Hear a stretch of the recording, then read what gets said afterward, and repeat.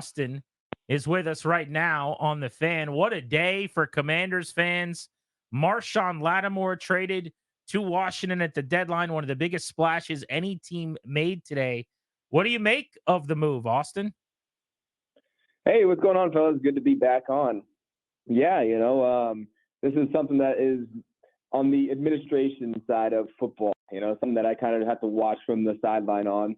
Obviously, as players, we don't really know what's going on the GM side of the conversation. So when you see moves like this, obviously it impacts your team, and it's interesting to kind of hear all the takes on it and know if it was worth the picks and things like that. But all I know is, I'm hoping that he comes in and is a great teammate and adds more to our culture and what we've been building. Yeah, and here, I don't want to lead you to an answer, Austin, but, here's me just punchy slob. Here's how I would view it. Like, if I'm you guys, I'm going, we have kicked ass. We have had an unbelievable 9 games. We're 7-2. We're doing really, really well. Here's your reward. Here's like somebody that's going to raise the talent level, that's really, really skilled, and we're willing to sacrifice future things that you guys don't necessarily care about. Like, you're not that concerned about a 5th-round pick this coming year. You guys are playing games this week. So I would think of it as almost like a reward. What are your thoughts there? I don't know about a reward or anything like that. I don't want to, take the human side out of it. I think it's more so for us. Look, we have a great team going, absolutely. And we are trying to win now. Like, that's the mentality of the NFL. You got to win now. If you're thinking about, down the road, maybe as a GM, that's something you can think of. But as far as us as players, as far as me on this team, like, we're trying to win right now, because I don't know if I'm going to be here or be around for next year, right? It's not ever promised. All I know is I have this opportunity right now. And if we have guys that can come in and help us win and do that right now, then look, that's a good move. Let's get it done, and let's get these guys in the locker rooms. Along those lines, you mentioned the GM. I mean, what does it say that clearly Adam Peters thinks enough of you guys as a contender to be a buyer? He could have just stood pat, or around here. I mean, you don't have to experience this in the past, but we did. It's been a lot of years as a seller, and that is not the case anymore. Again, hey, this is some of the other side, right? We have a lot of new things going on. Obviously, Adam Peters is one of those. Some new ownership as well, new head coach. And so those are the decisions that they're going to sit down and they're going to look at the team. They're going to see, where can we use help? Is this going to affect us in the long term? But in my opinion, these guys want to win now as well. Like, they're in the place where, yes, we want something for the long run, but guess what leads to that? Well, we need to have success now, because if we don't, we're not here in the long run. You know how this league works. So, hey, let's show some success. Let's do everything we can to win now, and you'll deal with later. I'm sure you guys at some point, you and Marshon Lattimore, you played against each other a bunch, but I would think with Pro Bowl pass like you guys have, and just the quality of the production over the years as stars in the AFC, you guys had to have crossed paths. Do you know him at all, or do you recall playing against him? No, I don't know him at all personally. So it'd be good to see kind of, what kind of personality he is, what kind of team guy he is, and bring him into our culture. I know, regardless of where you come from, coming into the locker room, what we have that we built over here, our culture, you're gonna feel that's different. I've had other guys be like, man, it's different here. Like, it just seems like everyone's like so into it. Like, everyone's reactive, everyone's responsive, and kind of has this aura of like welcome to the squad. And it's just a culture that's really fun to be a part of, really fun to play around. And Dan Q is definitely the center of that, and continuing to make sure that stays the case. And the new players coming in are going to be shocked, I think, coming in and seeing just like how great of a culture we've built over here. Austin Ekeler with us here on G&D, and that's what I was going to ask you about, Austin. Like, how is that almost more important than what happens on the field? Is that somebody kind of fits into the program that you guys have done such a good job building here? I mean, that's definitely part of it. You obviously want to have people that are bought into the game, absolutely, and that comes down to your culture, right? Being around the people that you want to play around, being around guys that you respect and things like that. And it takes time to really build that up. And so it's tough being a guy that jumps around. Even just me coming here for the first time, and that wasn't really established yet. It was like, okay, like, how is this going to go? Like, who's who? Like, how does everything work? Like, it takes time, but we're in the middle of the season, so it's kind of got to be expedited here. Where it's like, hey man, like, we need you right now. Just know we got a good thing going. So let's buy into that, ideally. Austin Ekeler is with us on Grant and Danny for his weekly Tuesday appointment.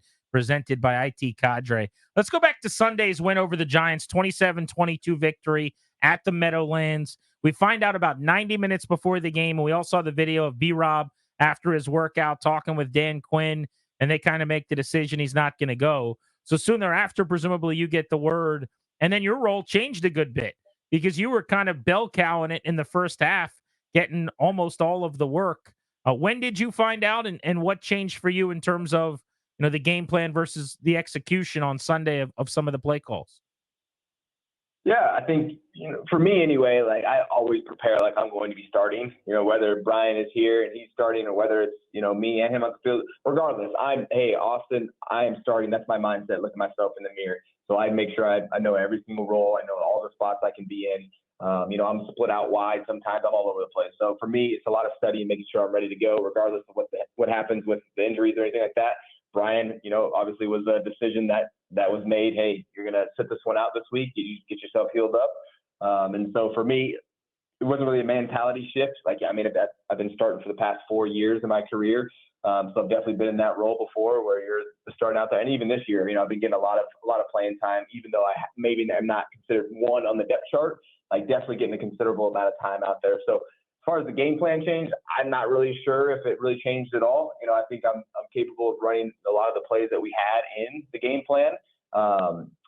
Obviously, Brian is as well, and so I think it was one of those things where, hey, let's run with it. We have Chris Rodriguez now that kind of stepped up and got a few carries in there, another bigger body type back. Was super proud of him to get in there and make an impact with his reps.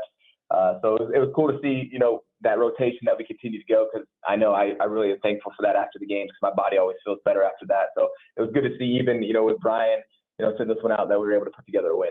Yeah, Austin, going to that 1 yard touchdown run, that was some grown man stuff right there. I think people forget, despite the fact you're not like, Derrick Henry's build, you got some goal line thump to you, dude. That was some grown man stuff.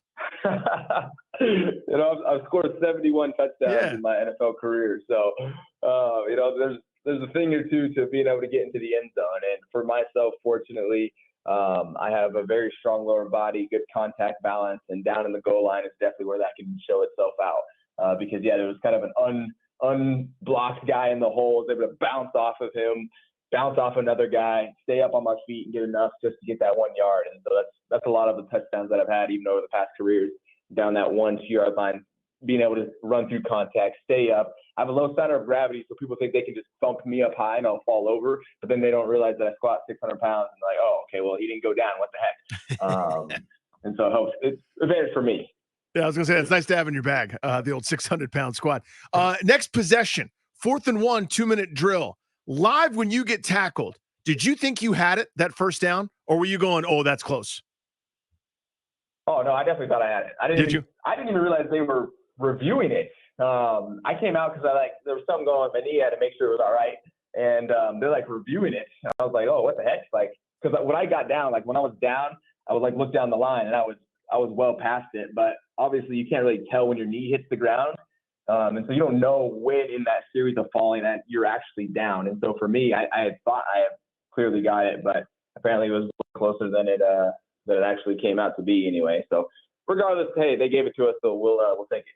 Austin Ekeler, 38 touchdowns over 2 years when he led the NFL back-to-back years, to his point about having 71 in his career, joining us here on Grant and Danny.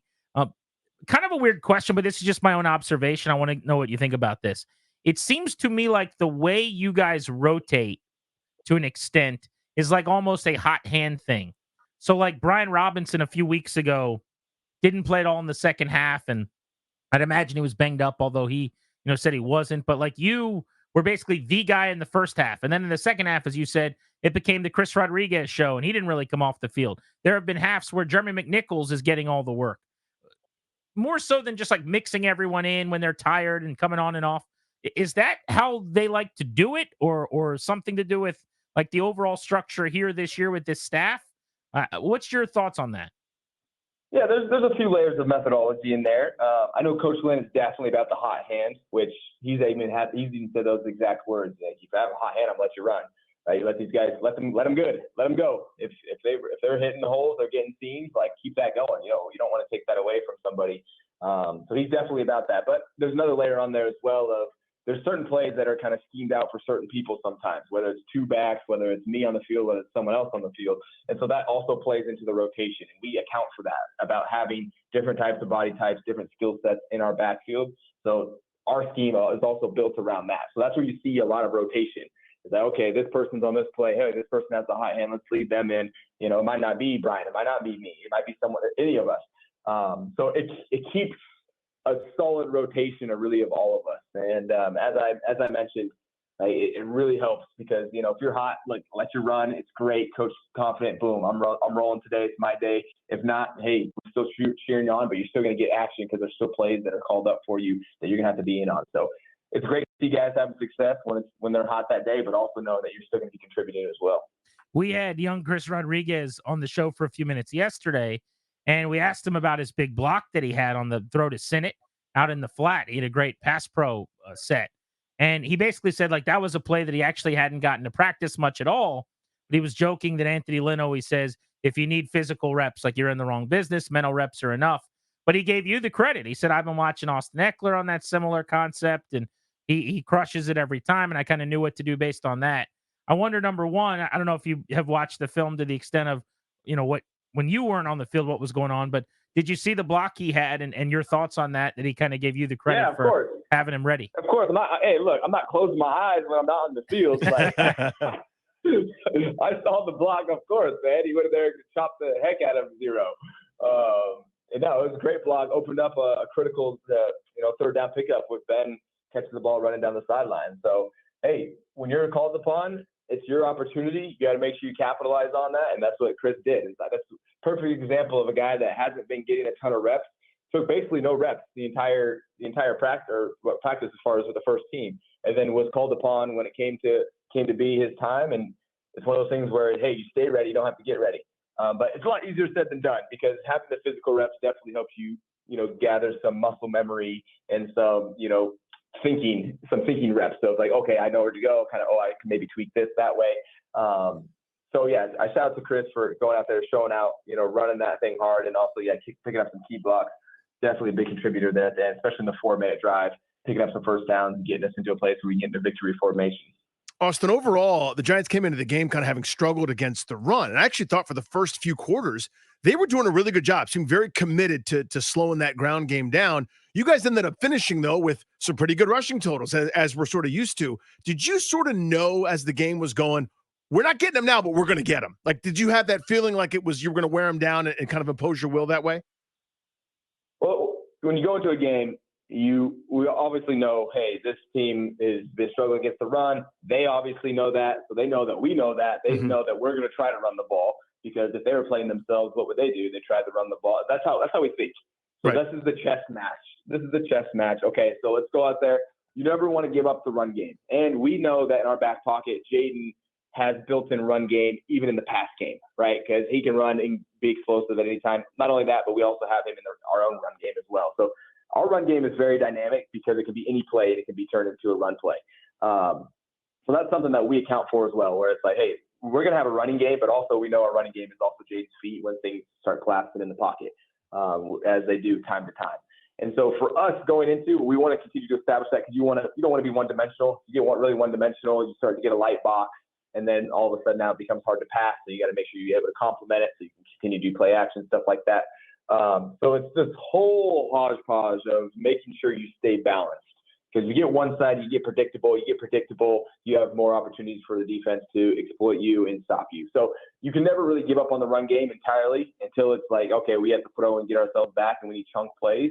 So that's really the philosophy that we have. Whereas you especially with Anthony Lynn as our run game coordinator, heavy run guy, obviously been coaching running backs for a long time, and now being in the run game coordinator, he's going to make sure we have enough diversity in our runs. We can run pretty much at any time in the game, no matter what. We have runs for every situation. So that's where we come from a running standpoint. We're always going to have something up our sleeve where we can run the ball. Great intel from Austin Ekeler. That's Trusted Insight from a Trusted Insider presented by IT Cadre. DC Sports Insider sharing their exclusive perspective is with us on Grant and Danny. Let's get an IT Cadre listener question for Austin. And it's sent in here. If Austin Ekeler wasn't playing football, what would he be doing as a career? We've heard about some of the other things you're interested in the past, but that's a good question. Yeah, absolutely. I actually went to school for energy management. So I was a business major. So I was going to be working with oil and gas companies. I was going to be the middleman between private mineral owners and a gas company. I go to you, you own minerals. You can't produce those because you don't have a rig or anything like that, but we can. We'll give you royalty. So that was what I was going to do. And then I was going to use that capital to get into house hacking. I really wanted to get into real estate, start generating some money in the real estate business. So I was going to buy like a duplex or something like that, live in it, rent out the rest of the rooms, and start getting into a little bit of house hacking and house flipping. So that was my first option that I had on the table before the NFL was ever an opportunity for me. Then the NFL came to me about my junior year of college and was starting to look at me as a prospect. And so then I decided, I should probably start looking into the NFL. So I'm still heavily in the business world because that was where my roots were from. And that's what I'm really interested in. And then actually the NFL was kind of I almost say I accidentally made it to the NFL. You know, like I was doing this one thing and then I was doing that well enough with my mindset and the way I pushed myself that it gave me another opportunity to be in the NFL. And then I chose that opportunity. It's staggering how much smarter he is than us. Yeah. You know what I mean? I mean, a dubious honor, Like, but it's true. yes, playing in professional sports, smarter than us. I guess we have abs. We have better bodies, right? Nope. Oh, Yeah, no. there you go. Nope, Not not, that at all. either. Not at all. Oscar Austin wants to know about this brotherhood that everyone keeps talking about. He says, what's the brotherhood feel in the locker room that lets you change the franchise the way that you guys are? Yeah. It's really hard to describe from an outside perspective because I think a lot of it is a feeling. Like you need to be in the presence of even like here's an example. Like when Dan Quinn walks in to our team meeting room, I've walked in team meeting rooms before and the head coach says, "Hey, what's up, everyone?" Everyone in our team meeting room goes, like, says something out there. "Hey, what's up?" Like, no, like it's just an eruption of like, oh, we're all here. We're all alert. We're all present. And it's little things like that you notice when you've been around a couple teams where some teams are really quiet. This team is really vocal and bought into this kind of message that Dan has been putting in our minds of brotherhood, of being involved, of having each other's backs, of practicing the right way, of having a standard, calling each other out. He'll put plays up on the board. This is not the standard. This is the standard. This is how we get down. This is how we don't get down. That's what he uses, those phrases.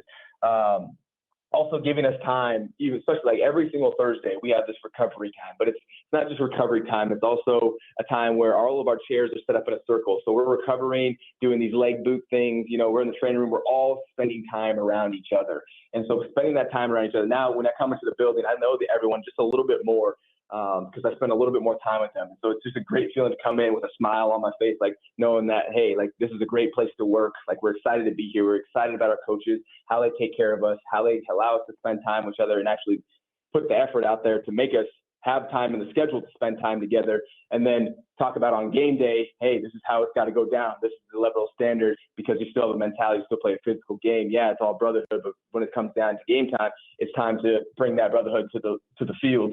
And we talk about what that standard looks like. And so all of these things are us buying in as players to what is being presented to us and making sure that we as leaders on the team also are preaching this stuff, making sure that we're holding each other accountable. And we have enough guys that are doing that when you walk in and when you feel on the team, you feel like, man, I'm really a part of something special.